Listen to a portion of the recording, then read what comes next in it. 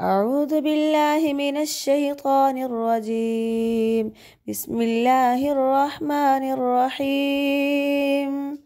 إذا السماء انشقت وأذنت لربها وحقت وإذا الأرض مدت وألقت ما فيها وتخلت وأذنت لربها وحقت. يا أيها الإنسان إنك كادح إلى ربك كدحا فملاقيه.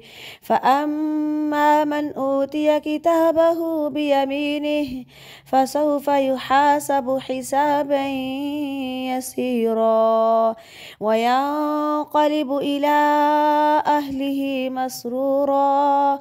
وأما من أوتي كتابه وراء ظهره فسوف يدعو ثبورا ويصلى سعيرا إنه كان في أهله مسرورا إنه ظن أن لن يحور.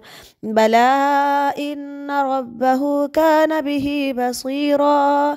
فلا أقسم بالشفق والليل وما وسق والقمر إذا اتسق لتركبن طبقا عن طبق فما لهم لا يؤمنون. وإذا قرئ عليهم القرآن لا يسجدون بل الذين كفروا يكذبون والله أعلم بما يوعون.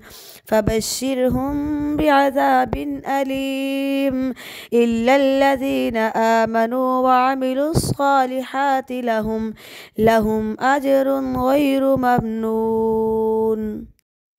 तर्जुमा।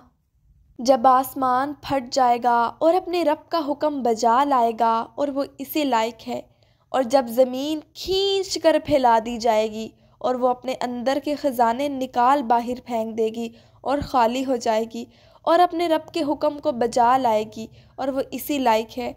ए इंसान, तू अपने रब के पास पहुँचने तक यानी मौत तक खूब मेहनत करता है, फिर तुझे अपने अमल की जज़ा से मिलना है।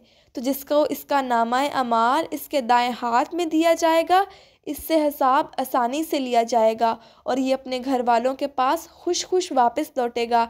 और जिसको इसका नामाए अमाल पुश्त के पीछे से दिया जाएगा तो वो मौत को पुकारेगा, वो दोज़ख में डाल दिया जाएगा।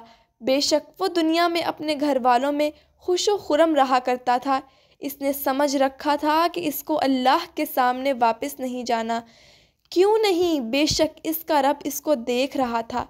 बस कसम है शाम की सुर्खी की, कसम है रात की और उन चीज़ों की जिनको वो समेट लेती है, और चाँद की जब वो पूरा हो जाए कि तुम जीना बजीना चढ़ना है। फिर इनको क्या हुआ कि ईमान नहीं लाते, और जब कुरान इनको पढ़कर सुनाया जाता है तो सजदा नहीं करते, बल्कि काफिर तो उसे झुटलाते हैं, और जो कुछ वो दिलों में छुपाते हैं अल्लाह ताला इसको खूब जानता है। बस आप इनको दर्दनाक अजाब की खबर दे दीजिए। अलबत्ता जो लोग ईमान लाए हैं और नेक अमल करते हैं, इनके लिए ऐसा अजर है जो कभी ख़त्म ना होगा।